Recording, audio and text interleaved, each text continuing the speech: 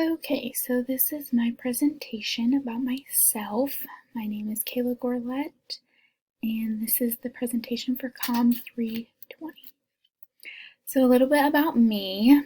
I am going into my junior year in the BSN program at Methodist. I went to two different schools before Methodist because I didn't know that I wanted to go into nursing. I currently live in Omaha, but I went to high school in Indiana, and then my dad got a new job my senior year that moved us here. I work at Methodist as a CNA on the rehab floor. I've been there for 2 years and I love it. And here's a picture of my family, my parents, my two brothers, and my future sister-in-law. A leader that I admire is Clara Barton. She founded the Red Cross and served as its first president.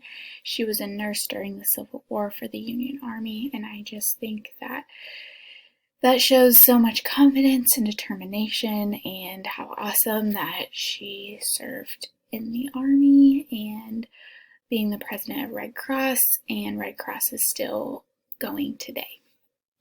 Thank you.